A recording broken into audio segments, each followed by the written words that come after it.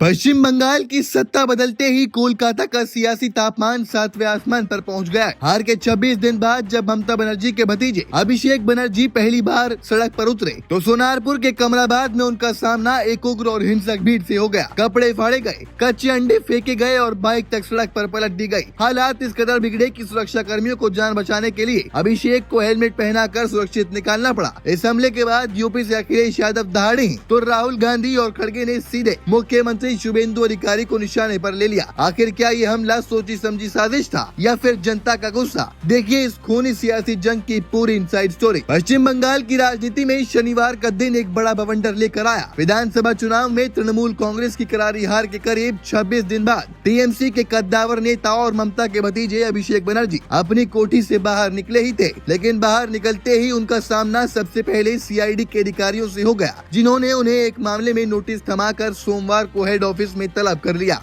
इसी गुस्से और तनाव के बीच अभिषेक बनर्जी सोनारपुर के कमराबाद में चुनावी हिंसा में घायल हुए टीएमसी कार्यकर्ताओं और एक मृतक कार्यकर्ता के परिवार से मिलने पहुंचे थे। शाम करीब 4:30 बजे जैसे ही अभिषेक बनर्जी का काफिला कार्यकर्ताओं के आवास पर पहुंचा, वहां पहले से मौजूद बीजेपी कार्यकर्ताओं और स्थानीय लोगों ने उनका भारी विरोध करना शुरू कर दिया। भीड़ ने चोर चोर के नारे लगाए और महिलाओं ने हाथों में लिए कच्चे अंडे अभिषेक बनर्जी की तरफ फेंकने शुरू कर दिए। विरोध बढ़ता देख अभिषेक अपनी कार छोड़कर बाइक से अंदर जाने की कोशिश करने लगे, लेकिन उग्र भीड़ ने पीड़ित के घर से महज 100 मीटर पहले ही रास्ता रोक लिया और सड़क पर 2 मोटरसाइकिलें फेंक दी, जिससे वहां अफरा तफरी मच गई। भीड़ ने अभिषेक बनर्जी के साथ धक्का मुक्की और मारपीट भी की, जिसमें उनके कपड़े तक फट गए। स्थिति को हाथ से निकलता देख सुरक्षा कर्मियों ने मुस्तैदी दिखाई। अभिषेक को तुरंत हेलमेट पहनाया गया और एक मजबूत सुरक्षा घेरा बनाकर उन्हें वहाँ से सुरक्षित बाहर निकाल लिया गया। अभिषेक बनर्जी पर हुए इस हमले के बाद देश भर के विपक्षी नेता एक साथ गरज उठे हैं।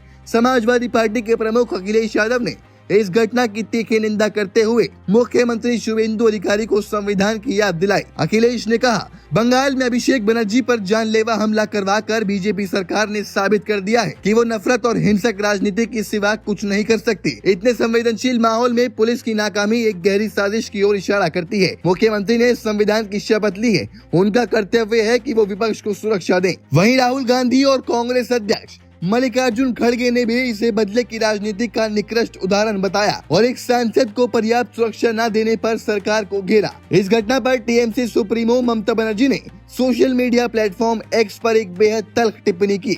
उन्होंने लिखा, शासक अब खुद हत्यारे बन चुके हैं। राजनीतिक विरोध का ये तरीका बर्दाश्त नहीं किया जाएगा। ये सीधे तौर पर लोकतंत्र पर हमला है। खुद अभिषेक बनर्जी ने दावा किया कि ये हमला पूरी तरह से प्रायोजित था और हमलावर उन्हें जान से मारने की नियत से आए थे, जिसकी वीडियो रिकॉर्डिंग वो हाई कोर्ट और राज्यपाल के सामने पेश करेंगे। दूसरी तरफ भारतीय जनता पार्टी ने भी इन सभी आरोपों को सिरे से खारिज कर दिया है। बीजेपी नेता और सुकांत मजूमदार ने पलटवार करते हुए कहा कि ये कोई प्रायोजित हमला नहीं, बल्कि स्थानीय जनता का स्वतः स्फूर्त विरोध प्रदर्शन था, जिसे टीएमसी राजनीतिक रंग दे रही है। मजूमदार ने आरोप लगाया कि चुनाव से पहले खुद अभिषेक बनर्जी बीजेपी कार्यकर्ताओं को सरेआम धमकाते थे और जब शुभेंदु अधिकारी विपक्ष के नेता थे तब उनकी गाड़ियों पर भी कई बार हिंसक हमले कराए गए थे। अभिषेक बनर्जी पर हुए इस हमले ने पश्चिम बंगाल की राजनीति में प्रतिशोध और टकराव के एक नए अध्याय की शुरुआत कर दी है। एक तरफ जहां टीएमसी से लोकतंत्र की हत्या बता रही है, तो वहीं सत्ता पक्ष इसे जनता का आक्रोश करार दे रहा है। अब देखना यह होगा कि सोमवार को सीआईडी के सामने